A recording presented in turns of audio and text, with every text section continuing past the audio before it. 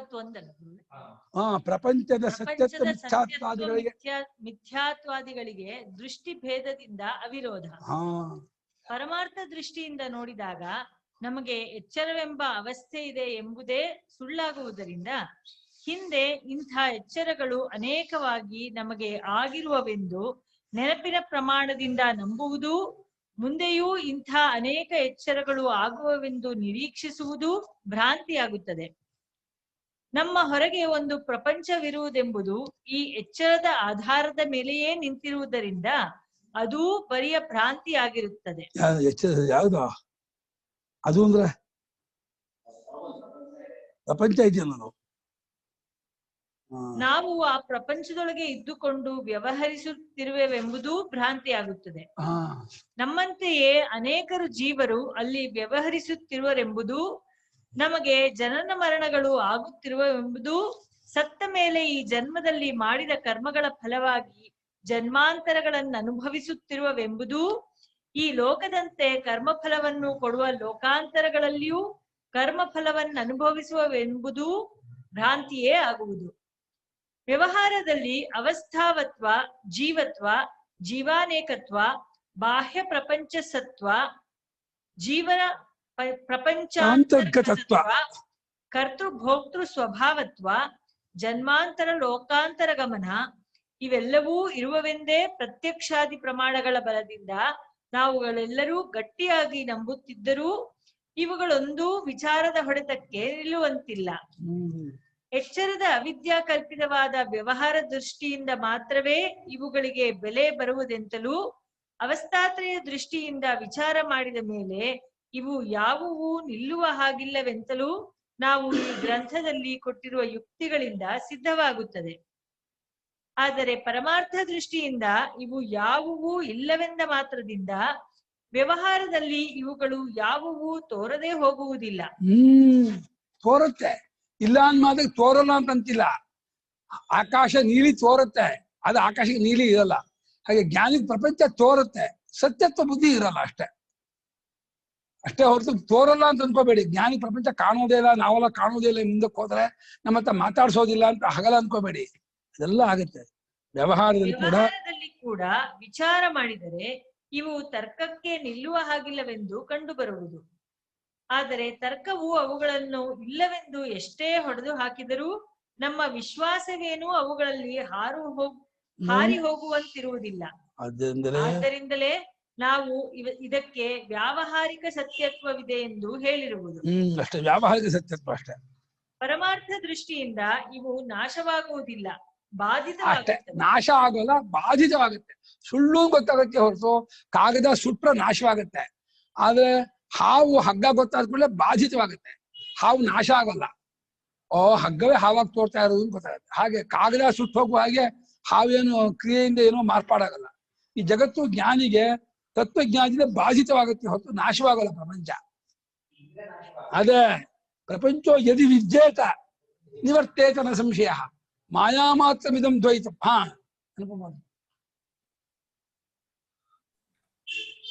ಅದು ಡಿಫ್ರೆನ್ಸ್ ಅರ್ಥ ಮಾಡ್ಕೊಳ್ಳೋದು ಕಷ್ಟ ಗುರುಗಳೇ. ಅಂದ್ರೆ ಅರ್ಥ ಏನು ಬಾಜಿತ ಅರ್ಥ ಆಯ್ತು, ನನ್ಗೆ ಮೀನಿಂಗ್ ಅರ್ಥ ಆಗುತ್ತೆ.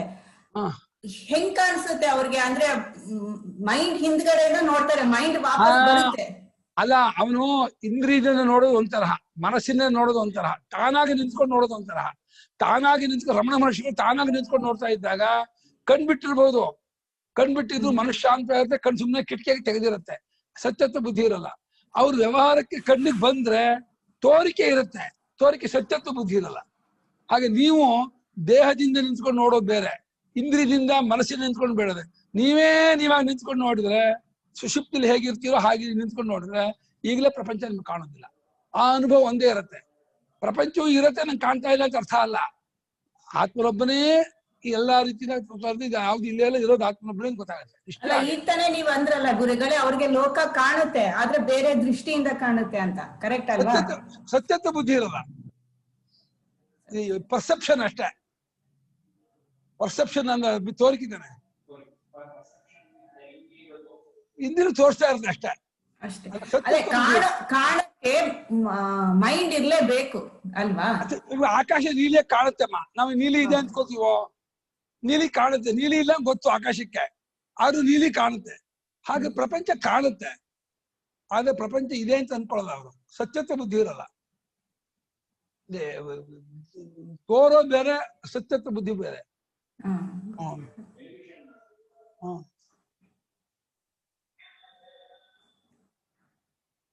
ಇವಾಗ ಟಿವಿ ನೋಡ್ತಾ ಇರುವಾಗ ಟಿವಿನಲ್ಲಿ ಯಾವ್ದೋ ಒಂದು ಮನೆಗಳು ವ್ಯಕ್ತಿಗಳು ಎಲ್ಲ ಬರ್ತಾರೆ, ತೋರೋದು ಹಾಗೆ ತೋರ್ತಾ ಇರುತ್ತೆ. ಅದು ನಿಮ್ಗೆ ಅದ್ರಲ್ಲಿ ಸತ್ಯತ್ವ ಬುದ್ಧಿ ಇನ್ವೆಸ್ಟ್ ಆಗಿರಲ್ಲ. ಈಗ ಟಿವಿನಲ್ಲಿ ಯಾವ್ದೋ ಒಂದ್ ಪಿಕ್ಚರ್ ಅಲ್ಲಿ ಯಾರನ್ನೋ ಕೊಲೆ ಮಾಡಿದ್ರೆ ನಿಮ್ಗೆ ಅದರಿಂದ ಏನು ಅನ್ಸಲ್ಲ.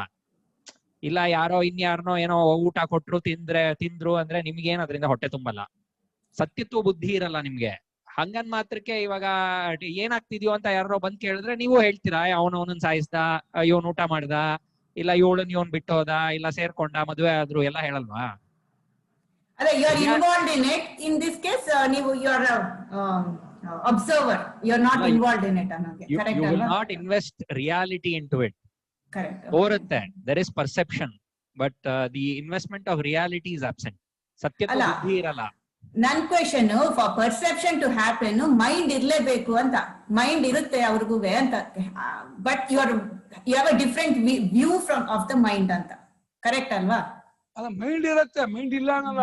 ಮೈಂಡು ಕೂಡ ಆತ್ಮನೇ ಹೀಗೆ ತೋರ್ತಿರೋದು. ಮೈಂಡ್ಗೆ ಸ್ವತಃ ಎಂಟಿಟಿ ಇಲ್ಲ, ಆತ್ಮನೇ ಇಲ್ಲಿ ಮೈಂಡ್ ಆಗಿ ತೋರ್ತಾ ಇರ್ತಾನೆ. ಆ ಮೈಂಡ್ ಪ್ರಪಂಚವಾಗಿ ತೋರ್ತಾ ಇರುತ್ತೆ. ಮೈಂಡ್ ಅಲ್ಲೂ ರಿಯಾಲಿಟಿ ಇನ್ವೆಸ್ಟ್ ಮಾಡಿರಲ್ಲ. ಮನಸ್ಸು ಬಾಧಿತವಾಗಿರುತ್ತೆ. ಮನಸ್ಸು ಆತ್ಮಗಿಂತ ಬೇರೆ ಮನಸ್ಸು ಇಲ್ಲ, ದೇಹವೂ ಇಲ್ಲ, ಇಂದ್ರಿಯವೂ ಇಲ್ಲ, ಪ್ರಪಂಚವೂ ಇಲ್ಲ. ಎಲ್ಲವೂ ಆತ್ಮನೇ ಅನುಭವ ದೃಷ್ಟಿಯಿಂದ. ತೋರಿಕೆ ಕಡೆಯಿಂದ ಅಷ್ಟರ ಮಟ್ಟಿಗೆ ಎಂಟಿಟಿ ಉಂಟು, ಅಸ್ತಿತ್ವ ಉಂಟು, ಸತ್ಯತ್ವ ಇಲ್ಲ. ತೋರಿಕೆ ಉಂಟು, ಸತ್ಯತ್ವ, ರಿಯಾಲಿಟಿ ಇಲ್ಲ.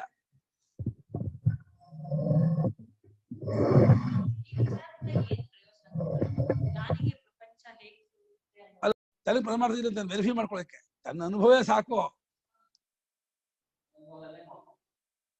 ಅನುಭವಕ್ಕೆ ಮುಂಚೆ ಗೊತ್ತಾಗೋದು. ಹಗ್ಗದ ಹಾವಿನಂತ ಯಾವುದಾದರೊಂದು ವಸ್ತು ಭ್ರಾಂತಿಯಿಂದ ತೋರಿಕೊಂಡಾಗ ಅದರ ಹತ್ತಿರಕ್ಕೆ ಹೋಗಿ ಚೆನ್ನಾಗಿ ಪರೀಕ್ಷಿಸಿದ ಮೇಲೆ ಅದು ತೋರಿಕೊಳ್ಳದೆಯೇ ಹೋಗಬಹುದು. ನೀರಿನಲ್ಲಿ ಕಾಣುವ ಪ್ರತಿಬಿಂಬ, ಆಕಾಶದ ನೀಲಿಯ ಬಣ್ಣ ಮುಂತಾದವುಗಳಂತೆ ಜ್ಞಾನವಾದ ಮೇಲೂ ಅದು ತೋರುತ್ತಲೂ ಇರಬಹುದು.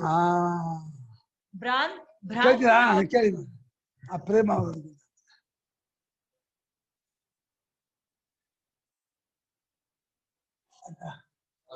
ನೀವು ಮಾಡ್ಕೊಳ್ಳಿಮ್ಮ. ಭ್ರಾಂತಿಯ ಪದಾರ್ಥವು ತೋರದೆ ಹೋಗುವುದೇನೂ ನಮಗೆ ಮುಖ್ಯವಲ್ಲ. ಅದು ಸತ್ಯವಲ್ಲವೆಂದರೆ ನಿಜವಾಗಿ ಪ್ರಪಂಚವೆಂಬುದು ಭ್ರಾಂತಿಯ ರೂಪದಿಂದ ಕೂಡ ಇರುವುದೂ ಇಲ್ಲ. ಜ್ಞಾನದಿಂದ ಬಾಧಿತವಾಗುವುದೂ ಇಲ್ಲವೆಂದು, ಜ್ಞಾನಾಜ್ಞಾನಗಳ ವ್ಯವಹಾರವೂ ಕೂಡ ಭ್ರಾಂತಿಯೇ ಎಂದು ನಿಶ್ಚಯವಾಗುವುದೇ ಮುಖ್ಯವಾದದ್ದು. ಇದೇ ಜ್ಞಾನದ ಫಲವು. ಕೊಡಲಿಯು ಮರವನ್ನು ಕಡಿದು ಹಾಕುವಂತೆ ಜ್ಞಾನವು ಅವಿದ್ಯೆಯನ್ನು ಕಡಿದು ಹಾಕುವುದಿಲ್ಲ. ವಸ್ತು ಸ್ವರೂಪವನ್ನು ತಿಳಿಸಿ ಅದನ್ನು ಬಾಧಿಸಿ ಬಿಡುತ್ತದೆ. ಭ್ರಾಂತಿಯ ಪ್ರಪಂಚವೂ ಸಂಸಾರವೂ ಹಿಂದೆಯೂ ಇರಲಿಲ್ಲ, ಈಗಲೂ ಇಲ್ಲ, ಮುಂದೆಯೂ ಇರುವುದಿಲ್ಲ ಎಂಬ ತಿಳುವಳಿಕೆಯೇ ಅವಿದ್ಯೆಯ ಬಾಧೆಯು. ಆದ್ದರಿಂದ ಜೀವನ್ಮುಕ್ತನು ಮಿಕ್ಕವರಂತೆ ವ್ಯವಹಾರ ಮಾಡುತ್ತಾ ಸರ್ವರಿಗೂ ಉಪಕಾರಿಯಾಗುತ್ತಾನೆಂದು ಹೇಳುವುದು ವ್ಯಾವಹಾರಿಕ ದೃಷ್ಟಿಯಿಂದ ನಿಜವೇ ಆಗಿರುತ್ತದೆ. ಪರಮಾರ್ಥ ದೃಷ್ಟಿಯಿಂದ ಬಂಧ ಮುಕ್ತ್ಯಾದಿಗಳೇ ಇಲ್ಲವೆಂಬುದೂ ನಿಜವಾಗಿರುತ್ತದೆ. ಇವುಗಳಿಗೆ ಪರಸ್ಪರ ವಿರೋಧವೇನೂ ಇಲ್ಲ. ಇದರಂತೆ ಪ್ರಪಂಚವು ಸತ್ಯವಾಗಿದೆ, ಪ್ರಪಂಚವು ಮಿಥ್ಯೆಯಾಗಿದೆ, ಪ್ರಪಂಚವು ಇಲ್ಲವೇ ಇಲ್ಲ, ಅದು ಬ್ರಹ್ಮವೇ ಮುಂತಾದ ಅಭಿಪ್ರಾಯಗಳಿಗೂ ದೃಷ್ಟಿಭೇದದಿಂದ ವಿರೋಧ ಪರಿಹಾರವನ್ನು ಕಂಡುಕೊಳ್ಳಬೇಕು.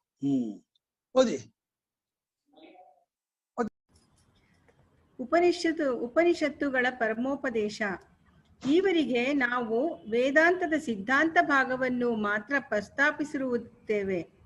ವೇದಾಂತವು ವೇದದಲ್ಲಿ ಒಂದು ಭಾಗವಾದ ಉಪನಿಷತ್ತುಗಳಲ್ಲಿ ಉಪದೇಶಿಸಿರುವ ಸಿದ್ಧಾಂತವಾಗಿರುತ್ತದೆ. ನಾವು ಈ ಗ್ರಂಥದ ಮೊದಲನೆಯ ಪ್ರಕಾಶದಲ್ಲಿ ಹೇಳಿರುವಂತೆ ಉಪನಿಷತ್ತುಗಳಲ್ಲಿ ಪರಮಾರ್ಥದ ಸ್ವರೂಪವನ್ನು ತಿಳಿಸುವ ಜ್ಞಾನ ಭಾಗವೇ ಅಲ್ಲದೆ ವೈದಿಕ ಮತದ ವಿಚಾರಗಳನ್ನೂ ಹೇರಳವಾಗಿ ತಿಳಿಸಿರುತ್ತದೆ.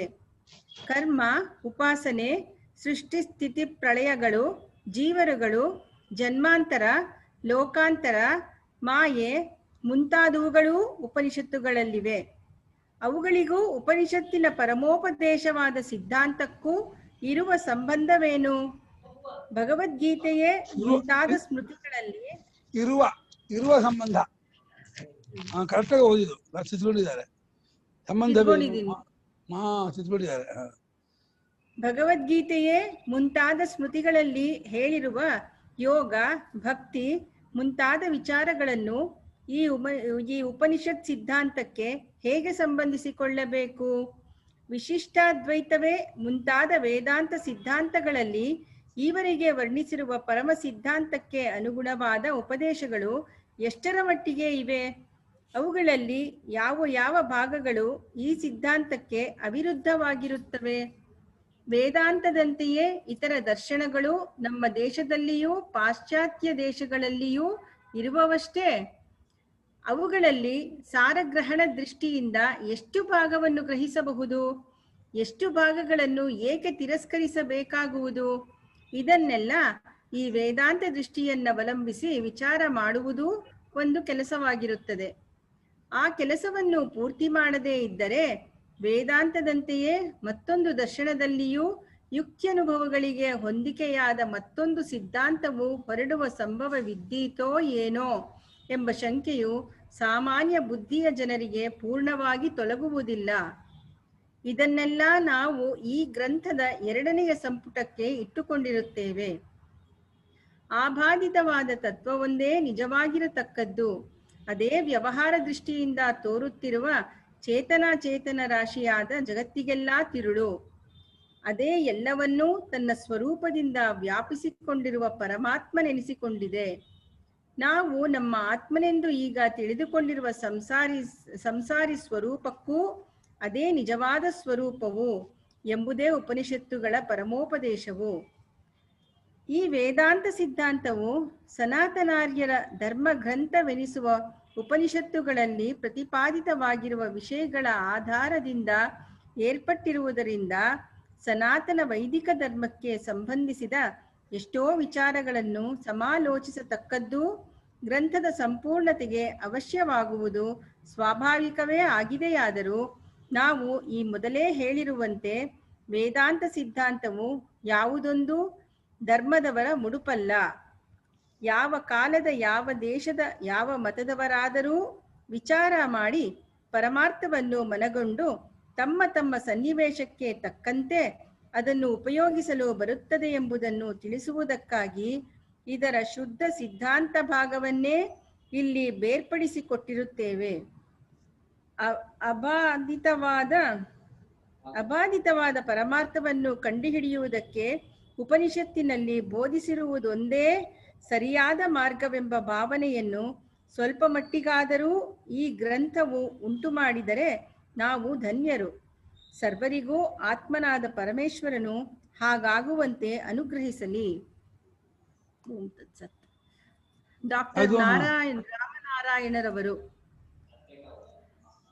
ಇವರು ಚಿಂತಾಮಣಿ 2ನೆಯ ಭಾಗ ಅವತರಣಿಕೆ. ಸರ್ವಭೂತಗಳಲ್ಲಿಯೂ ಸರ್ವವ್ಯಾಪಿಯಾದ ಎಲ್ಲಾ ಭೂತಗಳಿಗೂ ಒಳಗಿನ ಆತ್ಮನಾದ, ಕರ್ಮಗಳಿಗೆ ಒಡೆಯನಾದ, ಎಲ್ಲಾ ಭೂತಗಳಲ್ಲಿ ವಾಸ ಮಾಡಿಕೊಂಡಿರುವ ಸಾಕ್ಷಿಯೂ ಚೈತನ್ಯ ಸ್ವರೂಪನೂ ಕೇವಲನೂ ನಿರ್ಗುಣನೂ ಆಗಿರುವ ಒಬ್ಬನೇ ದೇವನು ಸರ್ವಭೂತಗಳಲ್ಲಿಯೂ ಹುದುಗಿಕೊಂಡಿರುತ್ತಾನೆ. ಏಕೋ ದೇವಸ್ಥಾನ ಹೂದೇಶು ಕೂಡ ಈ ಸಂಪುಟದ ವಿಷಯವು ಅದಕ್ಕೆ ಬಳಸಿಕೊಂಡಿರುವ ಪ್ರತಿಪಾದನಾ ಕ್ರಮವು ಹಿಂದಿನ ಗ್ರಂಥದ ಸಿಂಹಾವಲೋಕನ. 1ನೆಯ ಸಂಪುಟದಲ್ಲಿ ವೇದಾಂತ ದರ್ಶನದ ಪ್ರಧಾನೋಪದೇಶವನ್ನು, ಅದನ್ನರಿತುಕೊಳ್ಳುವುದಕ್ಕೆ ಅನುಸರಿಸಬೇಕಾದ ವಿಚಾರ ಕ್ರಮವನ್ನು ಮೊದಲು ತಿಳಿಸಿಕೊಟ್ಟು ಪರಮಾರ್ಥವನ್ನು ಇರವು, ಅರಿವು, ಆನಂದ ಎಂಬ 3 ದೃಷ್ಟಿಕೋನಗಳಿಂದ ವಿಚಾರ ಮಾಡಿ ವೇದಾಂತಗಳ ಪರಮ ಸಿದ್ಧಾಂತವನ್ನು ಹೀಗೆಂದು ಉಪಸಂಹಾರದಲ್ಲಿ ಸಂಗ್ರಹಿಸಿ ಹೇಳಲಾಗಿತ್ತು. ಅಬಾಧಿತವಾದ ತತ್ವವೊಂದೇ ನಿಜವಾಗಿರತಕ್ಕದ್ದು. ಅದೇ ವ್ಯವಹಾರ ದೃಷ್ಟಿಯಿಂದ ತೋರುತ್ತಿರುವ ಚೇತನ ರಾಶಿಯಾದ ಜಗತ್ತಿಗೆಲ್ಲ ತಿರುಳು. ಅದೇ ಎಲ್ಲವನ್ನೂ ತನ್ನ ಸ್ವರೂಪದಿಂದ ವ್ಯಾಪಿಸಿಕೊಂಡಿರುವ ಪರಮಾತ್ಮನೆನಿಸಿಕೊಂಡಿದೆ. ನಾವು ನಮ್ಮ ಆತ್ಮನೆಂದು ಈಗ ತಿಳಿದುಕೊಂಡಿರುವ ಸಂಸಾರಿ ಸ್ವರೂಪಕ್ಕೆ ಅದೇ ದಿಟವಾದ ಸ್ವರೂಪ ಎಂಬುದೇ ಉಪನಿಷತ್ತುಗಳ ಪರಮೋಪದೇಶವು. ಜಾಗ್ರತ್ ಸ್ವಪ್ನ ಸುಷುಪ್ತಿ, ಎಚ್ಚರ, ಕನಸು, ನಿದ್ರೆ ಈ ಮೂರೂ ಅವಸ್ಥೆಗಳನ್ನು ನೇರಾದ ಅನುಭವ ಮತ್ತು ಅದಕ್ಕೆ ಹೊಂದಿಕೊಂಡಿರುವ ತರ್ಕ ಇವೆರಡರ ಆಧಾರದಿಂದಲೇ ವಿಚಾರ ಮಾಡಿ ಈ ಸಿದ್ಧಾಂತವು ಸರ್ವಸಮ್ಮತವಾಗಿದ್ದು ಎಂದೆಂದಿಗೂ ಅಬಾಧಿತವಾಗಿರುವುದೆಂದು ತೋರಿಸಿಕೊಡಲಾಗಿತ್ತು. ಅಲ್ಲಿ ಪೂರ್ಣಾನುಭವವನ್ನೇ ಮುಖ್ಯವಾಗಿಟ್ಟುಕೊಂಡು ವಿಚಾರ ಮಾಡಬೇಕೆಂತಲೂ ವಿಚಾರಕ್ಕೆ ಸಾಧನವಾದ ಅನುಭವವೆಂಬುದು ಮನಸ್ಸಿನ ಪ್ರತ್ಯಯ ಮತ್ತು ವೇದನೆ ಇವುಗಳಿಗಿಂತ ಬೇರೆಯಾಗಿರುವ ಪ್ರಮಾಣ ವ್ಯವಹಾರಕ್ಕೂ ತಳಹದಿಯಾಗಿರುವ ಅನುಭವವೆಂದು ತಿಳಿಸಿದ್ದಲ್ಲದೆ ಅನುಭವಾನುಸಾರಿಯಾದ ಯುಕ್ತಿಯೇ ವ್ಯಾಪಕ ಯುಕ್ತಿ ಎಂದು ಪ್ರತಿಪಾದಿಸಿ ಅವಸ್ಥಾತ್ರಯದ ಪರೀಕ್ಷೆಗೆ ಈ ಅನುಭವ ಯುಕ್ತಿಗಳನ್ನೇ ಬಳಸಿಕೊಂಡು ವೇದಾಂತದಲ್ಲಿ ಅವಸ್ಥಾತ್ರಯವನ್ನು ತತ್ವ ವಿಚಾರಣೆಗೆ ಉಪಾಯವಾಗಿ ಉಪಯೋಗಿಸಿಕೊಂಡಿದೆಯೇ ಹೊರತು ಆ ಮೂರೂ ಅವಸ್ಥೆಗಳು ನಿಜವಾಗಿಯೂ ಆತ್ಮನಿಗೆ ಉಂಟು ಎಂದು ತಾತ್ಪರ್ಯದಿಂದ ಪ್ರತಿಪಾದಿಸಿಲ್ಲವೆಂದೂ ಅದು ಅಧ್ಯಾರೋಪವಾದ ಪ್ರಕ್ರಿಯೆಯ ಒಂದು ಅವಾಂತರ ಭೇದ ಮಾತ್ರವೆಂದು ತಿಳಿಸಲಾಗಿದೆ. ಅವಸ್ಥಾತ್ರಯವು ವ್ಯಾವಹಾರಿಕ ದೃಷ್ಟಿಯಿಂದ ಸತ್ಯವಾಗಿದ್ದರೂ ಶಾಸ್ತ್ರದಲ್ಲಿ ಅವಲಂಬಿಸಿರುವ ಪರಮಾರ್ಥ ದೃಷ್ಟಿಯಿಂದ ಅವಸ್ಥೆಗಳು ಮೂರು ಎಂಬ ವ್ಯವಹಾರವು ಅಬಾಧ್ಯವಲ್ಲ ಎಂದು ಹೇಳಿ ವ್ಯಾವಹಾರಿಕವಾಗಿ ಸತ್ಯವಾಗಿರುವ ಈ ಅವಸ್ಥೆಗಳಿಗೆ ಸಾಕ್ಷಿಯಾಗಿರುವ ಆತ್ಮನೇ ನಮ್ಮ ಪರಮಾರ್ಥ ಸ್ವರೂಪವೆಂದು ನಿರ್ಣಯಿಸಲಾಗಿರುತ್ತದೆ. ಅವಸ್ಥಾತ್ರಯಕ್ಕೆ ಸಾಕ್ಷಿಯಾಗಿ ತೋರುತ್ತಿರುವ ಸಾಕ್ಷಿಯೇ ಸರ್ವ ಪ್ರಾಣಿಗಳಿಗೂ ಆತ್ಮನಾಗಿರುವುದಲ್ಲದೆ ಈ ಸಾಕ್ಷಿ ಸ್ವರೂಪವನ್ನು ಚೆನ್ನಾಗಿ ಒಳಹೊಕ್ಕು ಅನುಭವಾನುಸಾರಿಯಾದ ವ್ಯಾಪಕ ಯುಕ್ತಿಯ ಸಹಾಯದಿಂದ ವಿಚಾರಿಸಿದರೆ ಈ ಸರ್ವಸಾಕ್ಷಿಯಾಗಿರುವ ಆತ್ಮನೇ ಅವಸ್ಥೆಗಳ ಅಥವಾ ಅವಸ್ಥೆಗಳೊಳಗೆ ತೋರುತ್ತಿರುವ ವಿಭಕ್ತವಾಗಿ ವಿಚಿತ್ರವಾಗಿ ತೋರುತ್ತಿರುವ ಪ್ರಪಂಚದ ಯಾವ ಹಂಗೂ ಇಲ್ಲದೆ ಇರುವ ಪರಮಾರ್ಥ ಸತ್ಯವೆಂದು ತನಗೆರಡನೆಯದೆಂಬುದಿಲ್ಲದ ಈ ಪೂರ್ಣ ತತ್ವವನ್ನೇ ಉಪನಿಷತ್ತುಗಳಲ್ಲಿ ಸರ್ವಾನುಭವವೂ ನಮ್ಮದಾಗುವ ರೀತಿಯಲ್ಲಿ ಪ್ರತಿಪಾದಿಸಿದೆ ಎಂದು ಈ ತತ್ವವನ್ನು ಅರಿತುಕೊಂಡವನು ಕೃತಕೃತ್ಯನೆಂದು ತಿಳಿಸಿಕೊಟ್ಟು ಈ ಪರಮಾರ್ಥ ಜ್ಞಾನದಿಂದಾಗುವ ವ್ಯಾವಹಾರಿಕ ಪ್ರಯೋಜನವನ್ನು ವಿವರಿಸಿ ಉಪಸಂಹಾರ ಮಾಡಿರುತ್ತದೆ. 12 ಆಯ್ತು.